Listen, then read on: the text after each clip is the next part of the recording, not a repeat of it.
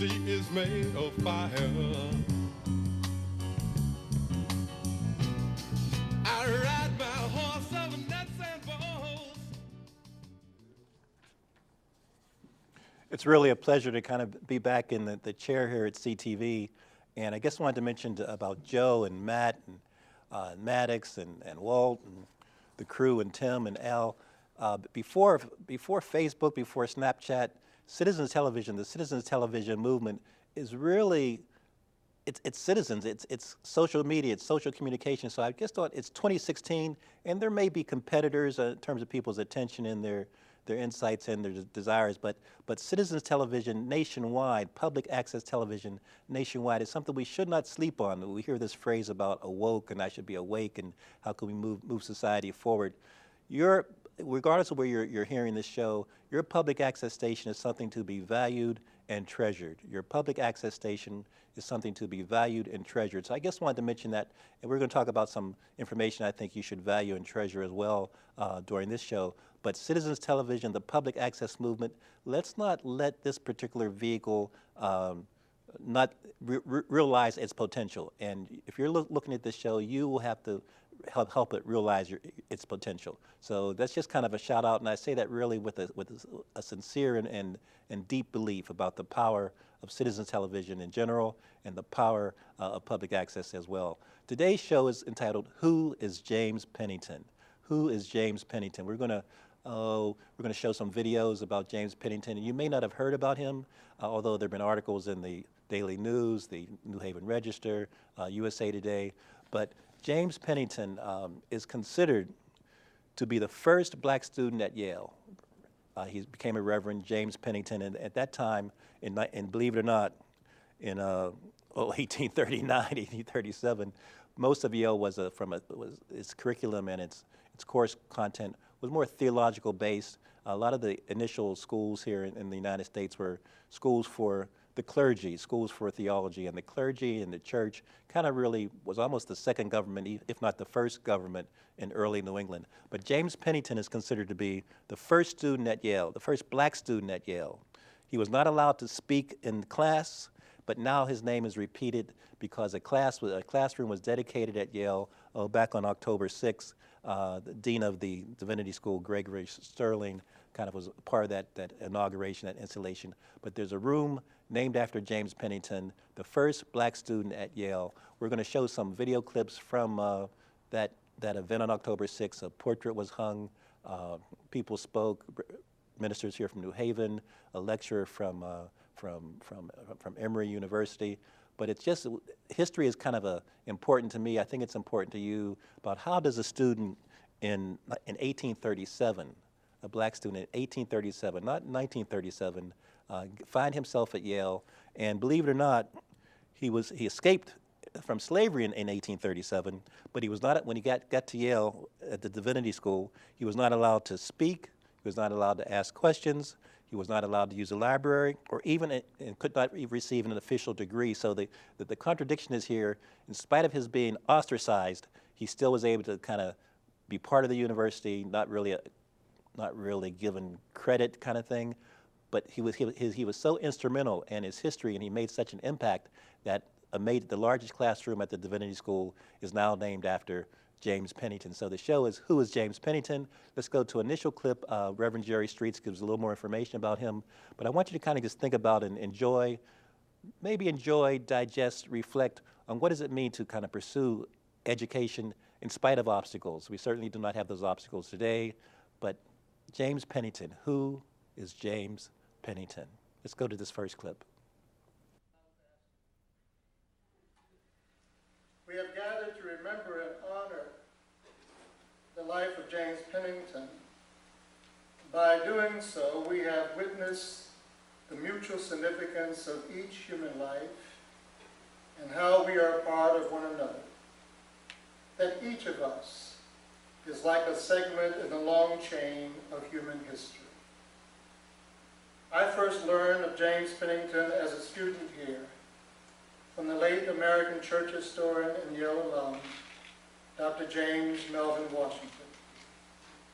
Dr. Washington at that time was a PhD candidate in the Department of Religious Studies here at Yale. Pennington's life became further alive to me and my family and I as we became active members of the Dixwell Congregational United Church of Christ. My wife and I served as interns there during our student years here at YDS. Pennington served as pastor at Dixwell Church from 1836 to 1837. He blessed others around the world. He gave hope and inspiration to others through his person and use of his intellectual gifts and talents. So again, we're going to hear more from, that was Reverend Jerry Streets, the senior pastor at Dixwell United Church of Christ here in New Haven. And Jerry was also chaplain here at Yale at the university for 15 years. And as a sidebar, he's also running tomorrow, although this particular program will air after November 8th, but he's also running for state rep out of the town of Stratford. But who was James Pennington is the focus of the show, and Jerry's going to kind of come back and share a little more history. But in 1837, 1838, 1839, and he lived through, I think, 1870s or so, this James Pennington, we hear about Edward Boucher, we hear about Frederick Douglass, we hear about other people that have been in our history. But this name of James Pennington, the first to be the first black person to attend Yale University, at that time was primarily the Divinity School, is something that still sticks in my mind. And so for the Divinity School now to acknowledge his existence, for the university to acknowledge his existence, is really a very important factor. We hear a lot about name changes and perhaps the residential college at Yale, the one in particular by the name of the Calhoun College. But so sometimes names are forgotten, sometimes we're trying to insert new names into our public consciousness. But James Pennington, I urge you to kind of Google his name. You're going to hear 2 or 3 clips about him that took the kind of ceremonies, the installation that took place at the Divinity School in early October. And I think you'll find this fascinating and really inspiring about the pursuit for knowledge in spite of the obstacles that might be presented to you. So let's go back to the clip from Reverend Jerry Streets.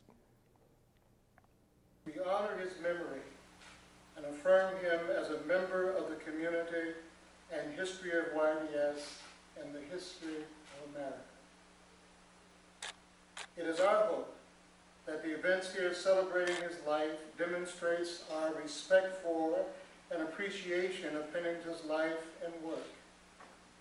His labors, gifts, and service to humanity remind and awaken in us the beauty of life, that we belong to God and we belong to one another. It is our prayer that future generations of students, faculty members, and friends of YDS will find in the life story of James Pennington the hope and courage to live as fully as possible their life's dreams.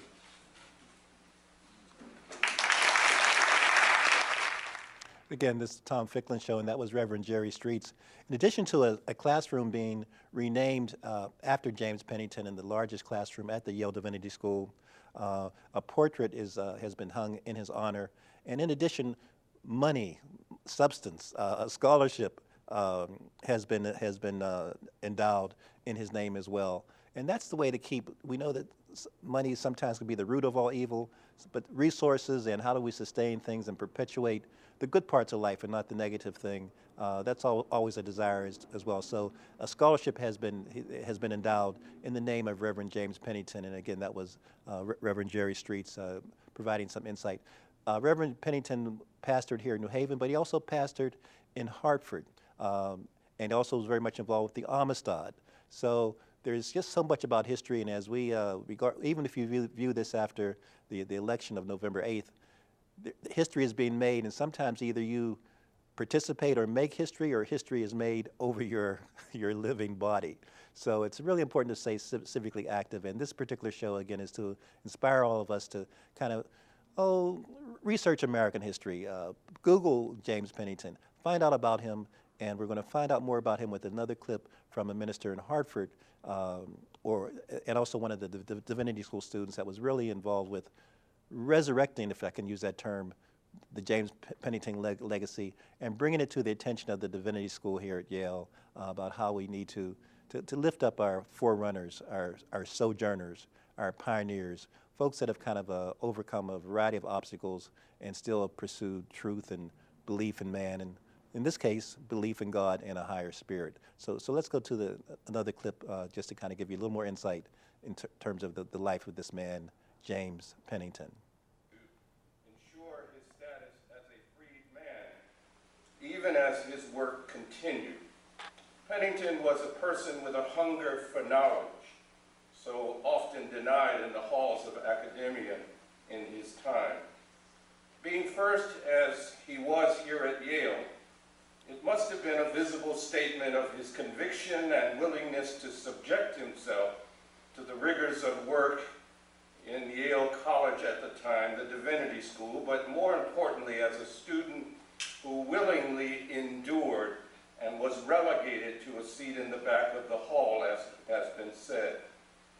Under a prohibition to never utter a word, to attend classes, but he also could not use the library.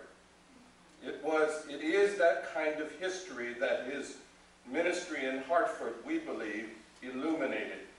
He taught in the first school for, quote, colored children in Hartford through his Talcott Street Congregational Church work, even as he was denied full acceptance in his own educational pursuit. In closing, I have come to understand and accept the Pennington story in this way. Many of you have seen the movie 42, the Jackie Robinson story.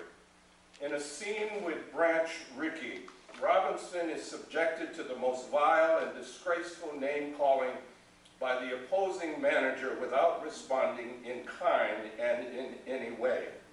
The scene closes after Robinson retreats to the So again, you're watching the Tom Ficklin Show, and the theme of this show is Who is James Pennington? That was a minister in Hartford who ministers at church currently, and James Pennington was a minister of that church as well in Hartford.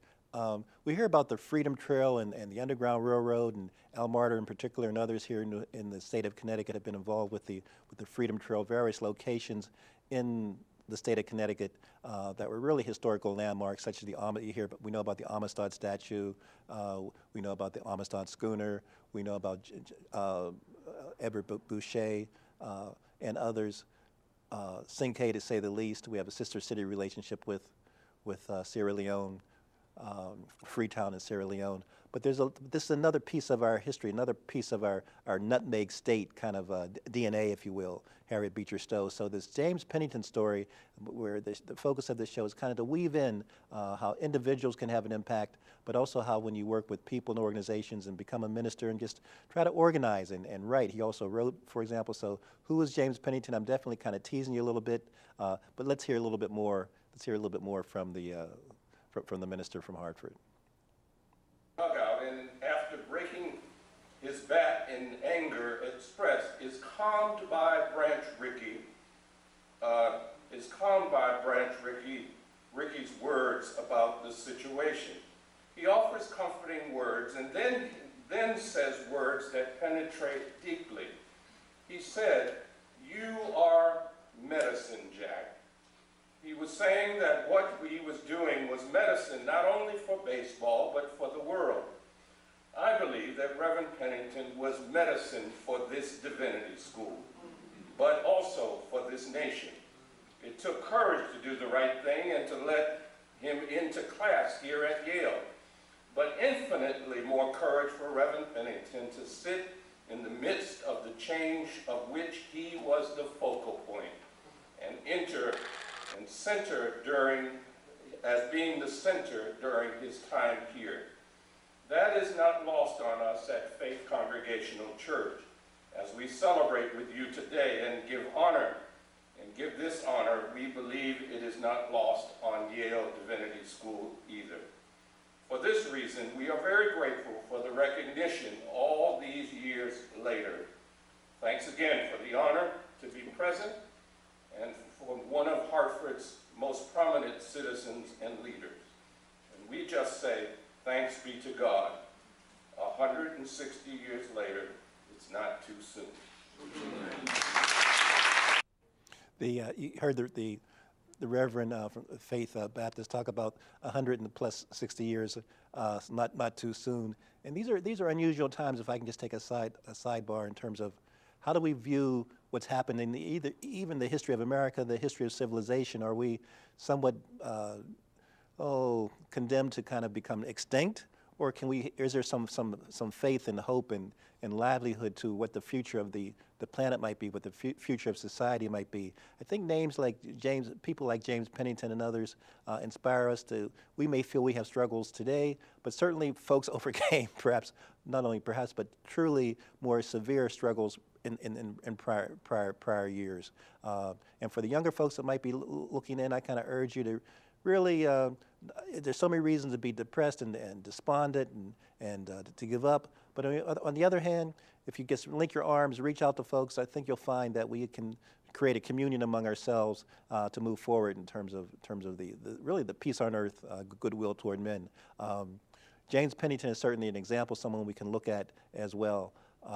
The next clip we're going to see is from Leisha Allman. Leisha was at that time a third-year student at the Divinity School, and Reverend Streets earlier had talked about James Washington, whom he met when he was a student in 1973-74, who found and brought to the Divinity School's attention, to the university's attention, this name, James Pennington. So history, archival searches, passing on information, fighting for what you think is true. Sometimes it might take 100 years, 160 years for it to manifest itself. So don't be hung up on terms of immediate results.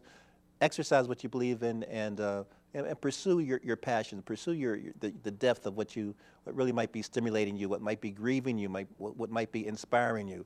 So Leisha Allman, let's go to Leisha. She was, as I say, a Master's of Divinity School student at Yale, recently received her degree, and she really helped to kind of bring to the university's attention to organize the event that you're witnessing now, to kind of memorialize in terms of the room being named after James Pennington, the portrait that you saw kind of in the right-hand part of the screen, as well as the endowed scholarship in the name of James Pennington. Because he set a worthy goal and committed to accomplishing it despite the risk. Though harboring the scary secret of being a runaway slave and vulnerable to discovery, capture, and return at any given moment, he let nothing stop him in his pursuit of his goal of freedom for himself, his family, and for all slaves, as he became a prominent and vocal champion of abolition in the United States, across Europe, and throughout the Caribbean. He realized that the acquisition of a higher education was mandatory if he was to fulfill his calling and purpose. And though I'm certain he would have desired a degree from Yale, he opted to accept the only terms under which he could obtain a Yale education. He audited. Nevertheless, without a degree, he took the education gained and used it to raise funds to ensure that the Amistad-free captives would be further educated upon their return to Sierra Leone. Without a degree, he advocated so intelligently and fiercely for abolition across Europe that Heidelberg University in Germany conferred upon him an honorary doctorate degree, making him the first known African American to receive an honorary doctoral degree from a European university. Without a degree, he came back home and formed a legal rights association, and through legal appeals ended white-only streetcars in New York City. In the struggle for opportunity, someone has to be first. And being first. Leisha referred to in the struggle for opportunity, someone has to be first. And you heard her refer to James Pennington receiving an honorary doctorate degree from the University of Heidelberg in Germany. So just think about it, 1830s, 1840s, 1845, 1850, even to take a ship, we don't fly over to Germany at that time. And to be recognized, the University of Heidelberg in Germany, that's a German-speaking country. how did Mr. Pennington, James Pennington, master to the degree that he did, the German language, the Germanic language. Just the fascinating things about these pioneers, how people could survive and thrive and really be themselves. We know that all the world is a stage, and to be or not to be, but if you're listening to this, really one of the themes is, how do we become who we want to become? How do we become who we want to become? And the Pennington story, the Pennington legacy, the Pennington narrative kind of, gives us some guide points. You hear about his commitment to abolition, you hear about his writing, you hear about his believing in a higher power. These might be kind of the signals and the stimulus that keep people alive, focused, and a contributing member of society. Let's go. I really want to kind of get in this remaining part of Leisha's presentation. So let's hear from Leisha in a little more detail. Experience. I am familiar with this experience. Having been a member of the second class to enter the University of Michigan post-affirmative action, we were subjected to ridicule and rejection from both students and professors, and we were accused of cheating and forced to repeat exams. Each time, too many of us passed the test. Later, being the first or only Black female in management in corporate America, it required strong determination as subordinates challenged my authority and/or my credentials, and as my peers resented accomplishments and promotions. It was lonely and stressful, because when you're the only one, you have no peers who can relate to your sufferings. And so it is easy to be lulled into the comfort of quitting. But Pennington did not quit, and neither did the other first who followed him at YDS. So we owe it to them to not waste their suffering by forgetting the cost of their sacrifice and courage. We owe it to them to build on their legacy, not with mediocrity, failure, or disgrace, but by passing on a legacy of honor, accomplishment, and love. You owe it to them to support one another. You owe it to Yale Divinity School to not squander its offer of admittance, but rather to live a life of committed purpose, continuing the proud legacy started by James Pennington, a runaway slave who made an unselfish decision and fulfilled it. James Pennington was not magical nor perfect. He was just an ordinary man with extraordinary intention, commitment, and purpose. He never lost sight of his goal, and he suffered for it. And because of his resolve, we stand here today with unprecedented liberty to enter a classroom named in his honor.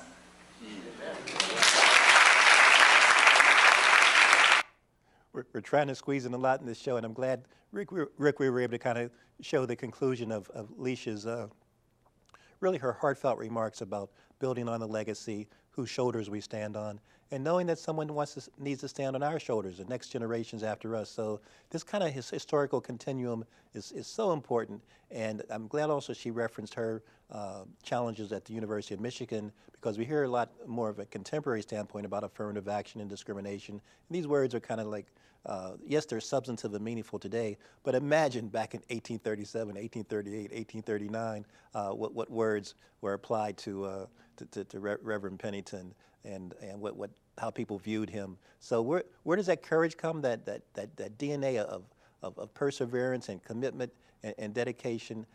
It has to come from inside, but it also comes as you commune with people, as you believe in others, and believe in yourself. So that's the purpose of this show to everyone, whether you care who James Pennington is or not. I hope you do care. I want to go to a brief, we're going to maybe do a minute where there was also a lecture about his life. So Google James Pennington, but we're going to go, the professor at Emory University in the Atlanta area, of a professor that's going to, there were two lectures, but let's go to this one, really like a minute or so, just so you'll get a feel for the academic kind of impact that this gentleman had on academia and the world and society. Watch out for each other, to unionize and petition for fair labor and economic standards. He called for universal suffrage in federal, state, and local elections, for blacks and whites, for men and women alike.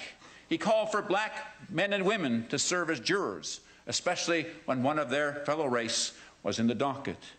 And he urged black families to stay together or reunite after emancipation or escape, even if the slave laws had prevented couples from marrying and separated parents and children, and even if, and indeed especially if, lustful masters had raped and ravaged and damaged their female slaves and forced them into the grossest immorality and debauchery.